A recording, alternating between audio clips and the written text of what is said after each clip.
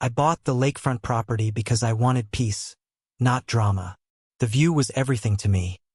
The calm water, the soft breeze in the evenings, and the little dock where I could sit with a cup of coffee every morning. For years, it was exactly what I dreamed of. But then came Karen.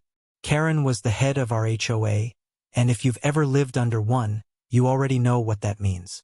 She walked around like she owned every house, every blade of grass, every parking space. Rules didn't apply to her, of course. She was loud, entitled, and obsessed with appearances. First, I ignored her. I thought, she's just one of those neighbors. Stay quiet, don't engage, and maybe she'll leave you alone. I was wrong.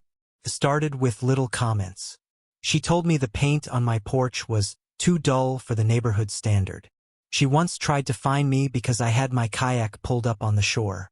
And then one day, I came home to find her cousin fishing on my dock like he owned it.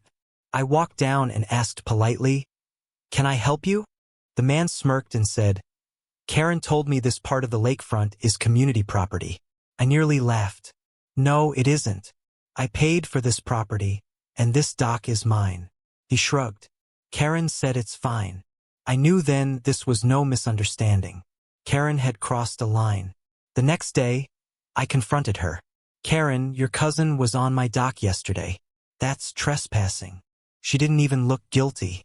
She smiled, smug, like she was daring me to fight her, and said, "Actually, under the HOA bylaws, lakefront access is considered shared for family guests." That was a lie. I had the deed.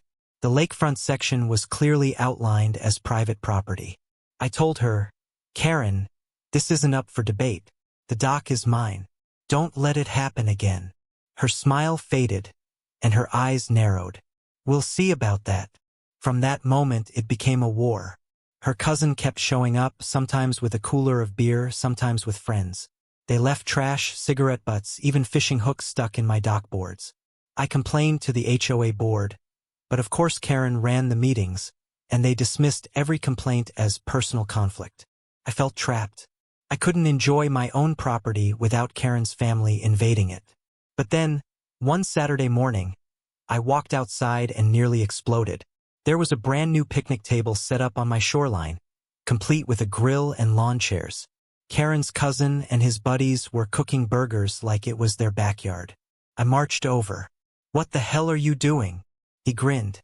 "Karen said this whole area is ours now. Family recreation space." That was it. That was the last straw. I didn't shout. I didn't argue. I just walked back inside, grabbed my deed, and started planning. If Karen thought she could bully me, she had no idea who she was dealing with. The first thing I did was call a property lawyer. I showed him my deed, the HOA bylaws, and even pictures of the cousin squatting on my property. The lawyer chuckled. "They don't have a leg to stand on. If you want, you can file trespassing charges." That gave me an idea. But instead of going straight to the police, I decided to play it smart and a little petty. I hired a surveyor to mark the exact boundary lines of my property. Every inch, every stake carefully recorded. Once the lines were marked, I ordered a custom-built fence. Not just any fence, this thing was tall, solid wood, and designed to be completely impenetrable from the lakeside. It cost me a small fortune, but watching it go up was worth every penny. Karen came storming over as the workers started digging. "You can't build a fence here. This is shared space." I calmly pulled out my deed and the surveyor's map. "Actually, it's not. This is my land, and I'm putting up a fence to protect my property." Her face turned red. "You can't block the lake." "Oh, I'm not blocking the lake," I said with a smile. "I'm blocking you." The fence went up over 3 days. By the end, my lakefront was completely secure. No cousin, no picnic tables, no fishing buddies. Just peace. But I didn't stop there. On the lake side of the fence, I hung a huge metal sign. "Private property. Trespassers will be prosecuted." And just to twist the knife, I installed security cameras pointing directly at the dock. The very next weekend, Karen's cousin tried to climb the fence. Within minutes, the police, who I had already called ahead and informed about the trespassing issue, showed up. Watching him get escorted off my property while Karen screamed at the officers was one of the most satisfying moments of my life.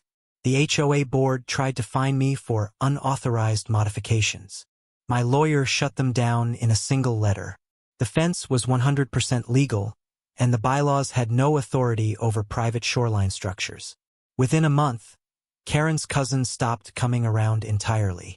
Word spread through the neighborhood about the fence and the police incident.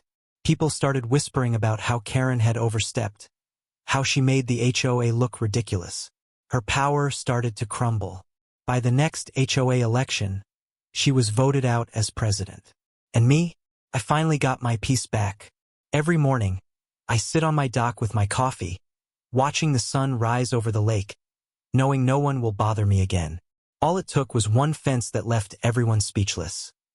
If you've ever dealt with an HOA Karen, hit that like button and subscribe to QZ Stories for more crazy stories.